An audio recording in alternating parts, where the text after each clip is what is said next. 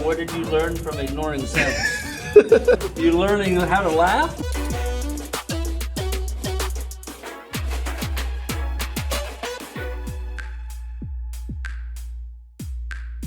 What's good, YouTube? It's your boy Big Strilla, back at it once again. About to go get my Lectric XP looked at the bike shop. This is gonna be my 2,000 mile bike shop review, bike shop maintenance and review, should I say. If you haven't subscribed to my channel, please subscribe. All the people checking in for the Lectric XP, please subscribe. If you saw my first bike shop video, I got almost 20,000 views on that. And I only got a fraction of y'all to subscribe, so please subscribe to my channel. I have plenty of Lectric XP videos. I got about 8. I have a playlist. I'll list it down below so you can see all my videos. I actually got some more. I have some cool upgrades I plan to do to the bike coming up real soon. So y'all tune in. Make sure you subscribe. Hit the notification bell. All that stuff.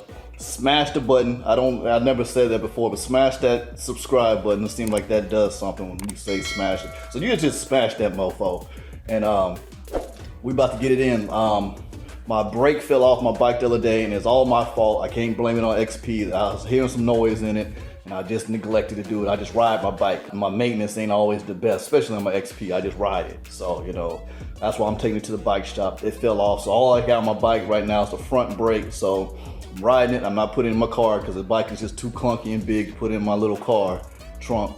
So if y'all want to see if I make it there alive or not, keep watching, subscribe. This will be my second time trying out my Insta360 Go while riding the bike. I gotta admit, the software and stuff like that, especially if you have an Android, it doesn't work well. And then for people with iOS, I can't speak on it, but changing the stuff in there and it needs some work. The camera has a lot of potential.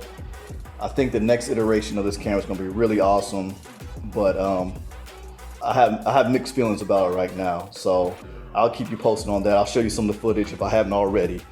And I'm shooting with my Fimi Palm right now. I got my Osmo Pocket in my backpack, my sling. So I got 3 cameras with me for this shoot. Okay, real quick, as I was mentioning, my bracket came off for my back brake, so I'm headed to the shop right now.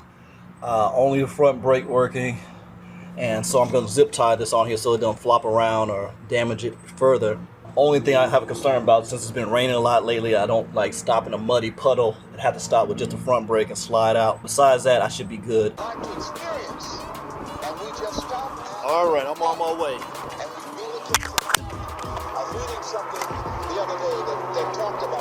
Okay, I'm gonna narrate this part since, as you see, the footage is really rocky, and this is because I wore the medallion outside of my shirt and it was bouncing around.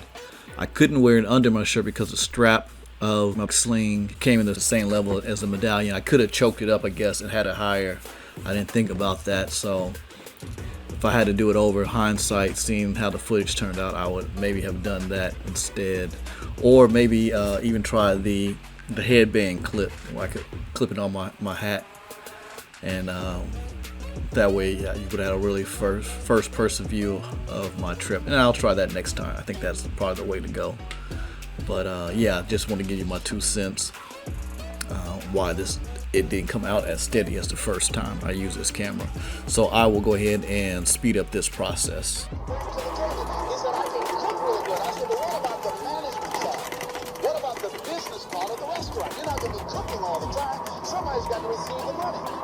All right, it's kind of sketchy, but I made it over here.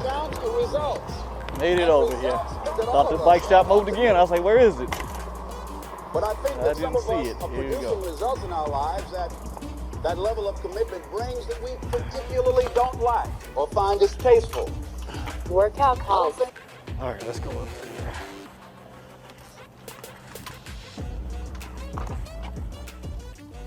How's it going? So your brake is falling off. Yeah, it fell off. Put on the brake, it was click, so I just totally ignored it, and then it finally just fell off. The screws came out. And what did you learn from ignoring sense? I learned not to ignore it. You learning how to laugh or what? No, sir. And yeah, And your gears have attitude. yeah, they jump around quite a bit. Yeah, go ahead and take a little bit of the weight off. Yeah, I will. Let me do that right now. So what are you doing now, if I may ask? I'm taking the brake pads out Oh, okay. to look at the pads. Okay, cool. I meant to ask about that too. If you burn them or if they have a bunch of metal in there or if they're worn out. Okay. Because then we can hook everything up, but then you go to hit your brakes and they sound crappy. Right. I meant to ask you about the big brake pads. So since it's all apart right now anyway. What's the prognosis? That I'm old and I need more light. No. You and me both. We'll probably file them because I mean you can see the uneven wear? uneven. Yeah. Okay. Now you haven't picked up a lot of debris Uh-huh. in them, but we can do some light sanding, Okay. and obviously there's some sort of debris right there. Oh, okay.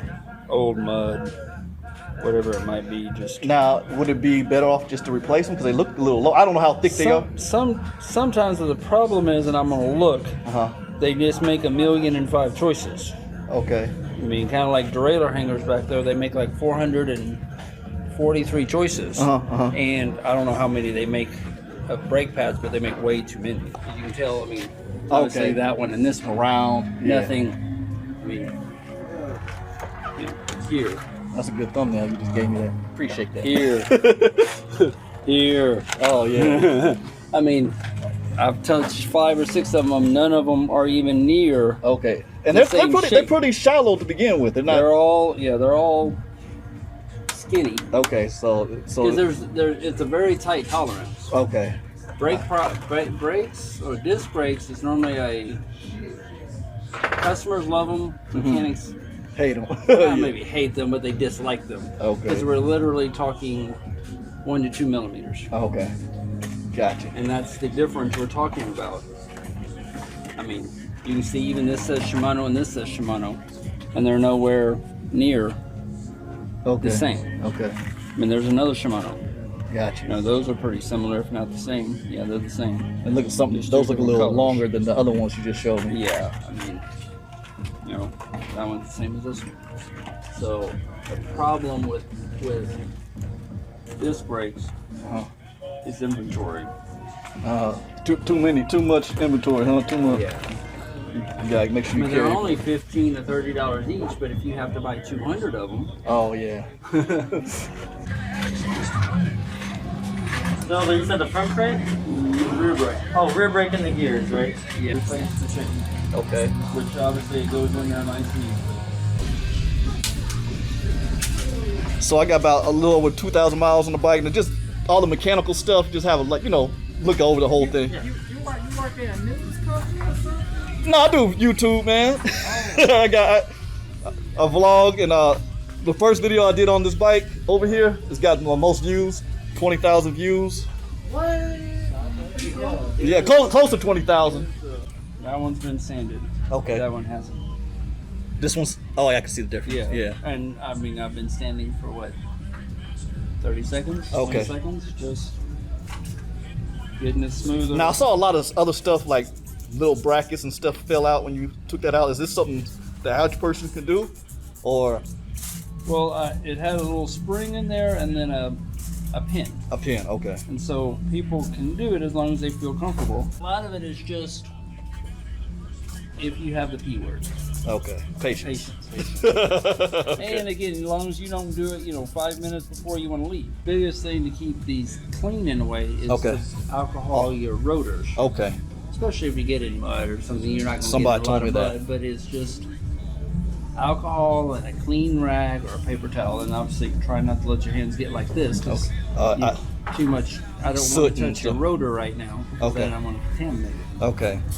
Right here, I'll just set it right there. All right. Before you leave, they got about 2,000 miles on the bike. Now, on this and any other bike, what would somebody do along that as far as maintenance is concerned, mechanically? Probably 3 things. Well, it's always more than 3, but check chain wear. Okay. Keep the chain always lubricated Issue and with that last tighten the time. nuts and bolts. Because a lot of times, especially as you go in faster speeds, you have things that can vibrate. Right. And like your water bottle holders, like your phone holders, like your electronic units. Obviously, they're going to vibrate more because you're going faster, Right. typically, than a regular bicycle. But obviously, even tighten the seat, tighten the light, tighten the rear rack, all these nuts and bolts. When's the last time that bolt? I haven't tightened anything on this bike. That one was tight, this one was loose. Okay. So we're 50-50 so far. That's pretty tight. Okay.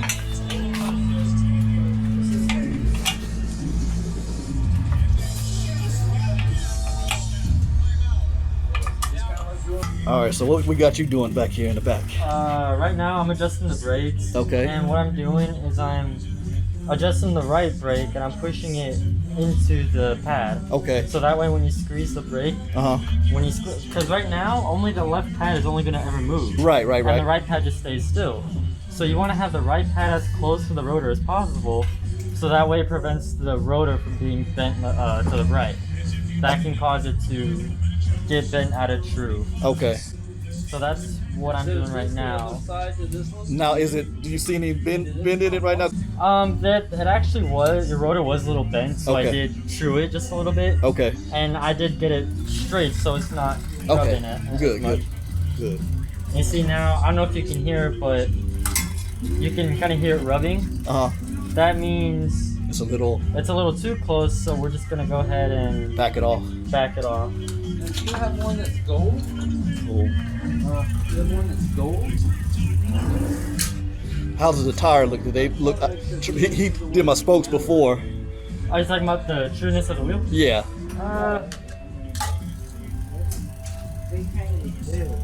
I tightened them myself again once. It looks like it could be true.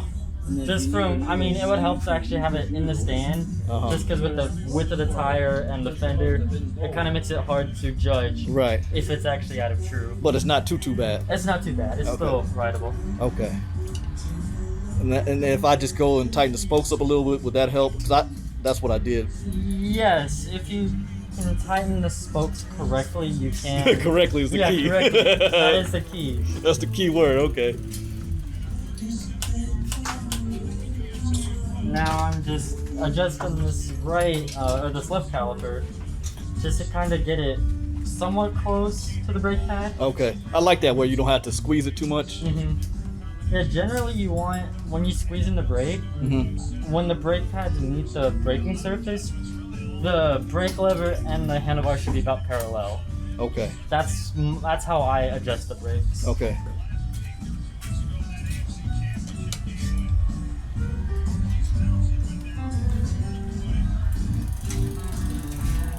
All right, Chad.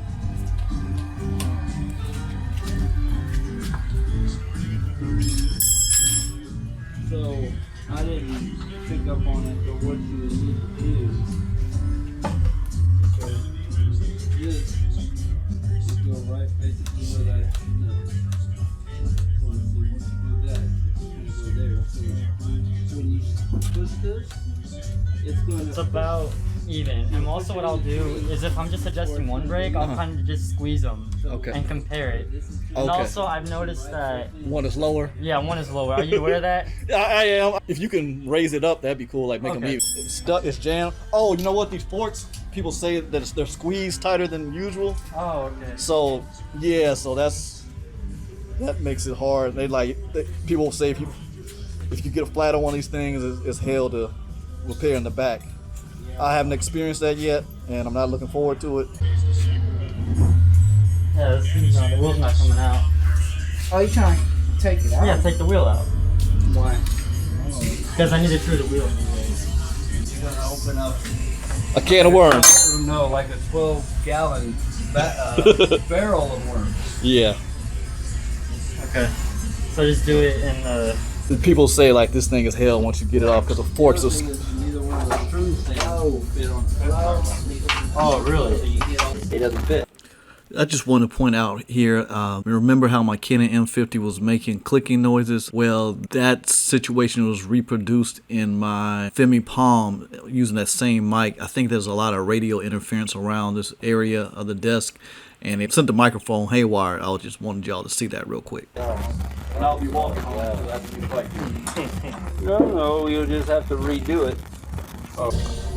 I got the remote view, the FEMI, the built-in Wi-Fi, so I can get the reverse angle over here. And it's Right there. by Mr. James here. And that's how we do that. Very handy. Being it has a flat surface, it's easy to just sit it down, no tripod. You're gonna have to replace it pretty soon. Okay. Just because it's actually starting to get bald. Okay. Front tire's alright, but that back one. Yeah, front tire's still got some tread left. Actually, what I'm doing is I'm testing. So you have limit screws, which prevent. Oh, okay. Which like limit how far into the wheel the derailleur goes, and like how far inboard and outboard the derailleur goes. Okay. And what it should do is it should kind of transition smoothly into your highest gear. Okay. So I just kind of push it. Oh.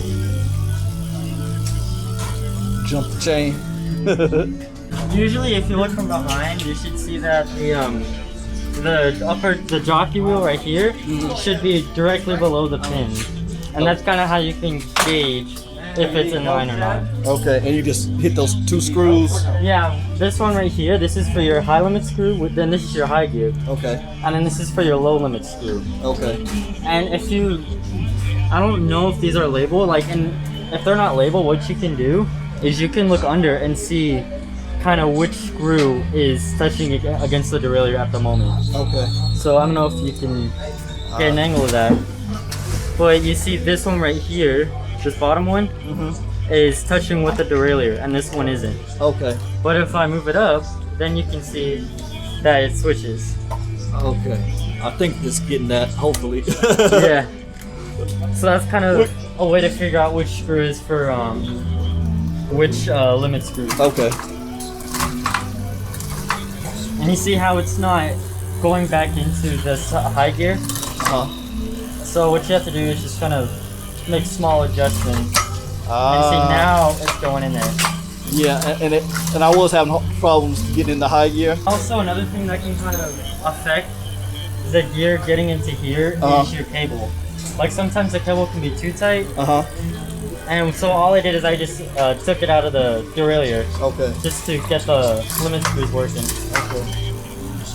Well, I do appreciate you being thorough, Mr. Pepe. You see, now it's making that. It's hitting it every time. Every time. That's what you want. And then you do the same thing. Well, since you can't pedal as well, what I'll do is I'll just kind of hold it there, push it as far out as it'll go. And you see right now it's hitting your tire. Okay. So that just shows you that it's too far inboard, and you have to pull up the derailleur back out. So you put the low limiter. Yes.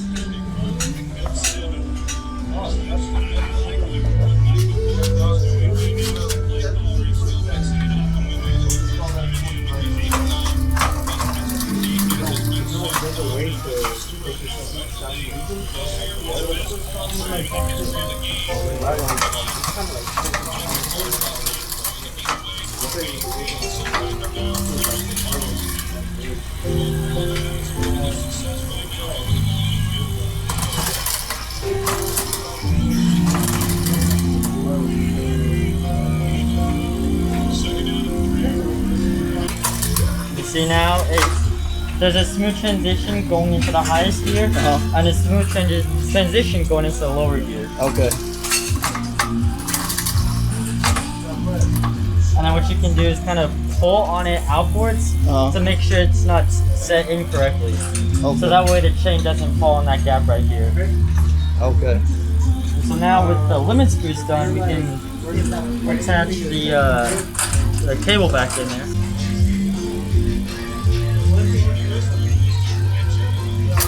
That's the hand tightener. Well, this is called the bill adjuster right here. Okay. And basically that kind of makes fine-tuned adjustments to the cable tension.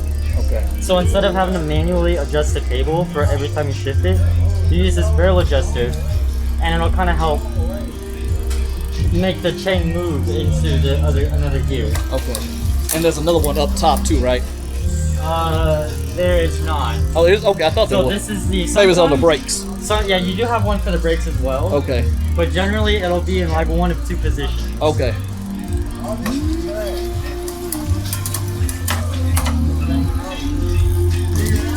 Electrical cable right here kind of blocks it. I got you.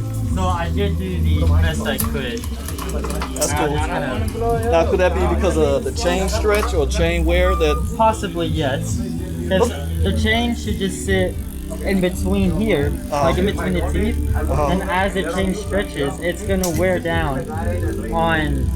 Let's go ahead and swap out the chains. Okay. Is that where? That was part of the plan, I think. Try the chain as well.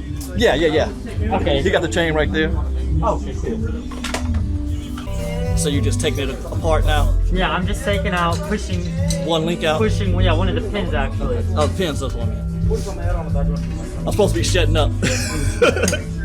So when people are like, hey man, shut up, let the guy do his job. And see, just kind of, Okay. the chain just kind of came out. Yes, sir. So I don't know if you can see that, but I just barely pushed the pin all the way out. Okay. And that's kind of like the easiest way to measure a replacing chain. Okay. Oh, that's pretty neat. Pretty neat. The chain, you want to make sure that the same links and the same rivets are all lined up. Okay. So instead of being stretched out like that, you see how there's a bend there? Yeah. You want to make sure everything is flat and in line. So all these, both of the close as they can be. Yeah, as close as it can be. So just kind of go through and kind of make sure everything is seated or aligned properly. Okay.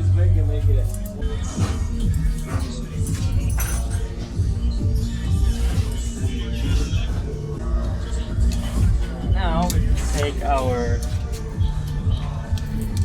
master links, and this is kind of what makes it easier working on chains. You just slip one in on the outside, Okay.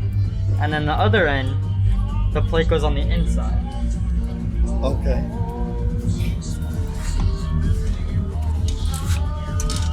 Hope people at home are picking this up faster than I am right now, but I'll go back and look. I actually got some good angles. It'll just sit in there. And then what we'll do is have to just put some pressure on it.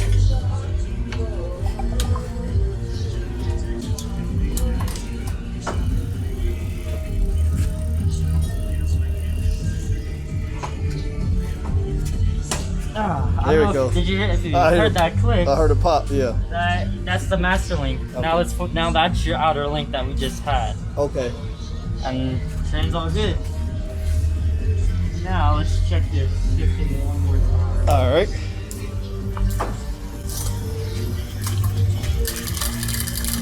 You see, there is still that delay, Uh-huh. which means that it's either something with the cable or it could be the Derailleur hanger. Uh-huh.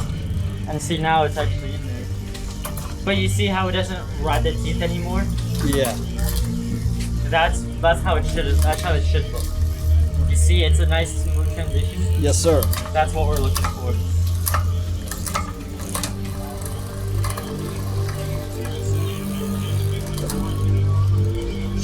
Time.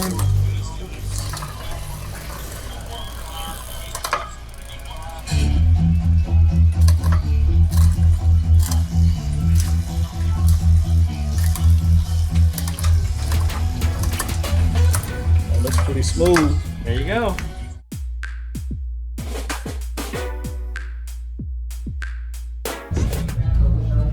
Yeah, your total should be $64.98. Okay. So You let people know where we are?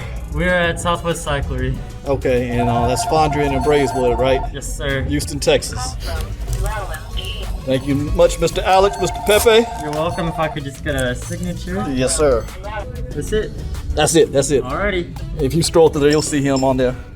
All right, appreciate you, Alex. Have a good day. You too. All right, y'all. I'm about to head on home. About to put on the Insta360 again. My bike's been repaired. Once again, big shout out to South West Cyclery. Thank you once again, Mr. James. Y'all taking care of me. Any other bike shops shut down? I remember last time you said a whole bunch of. Only one, I think, is closed this year.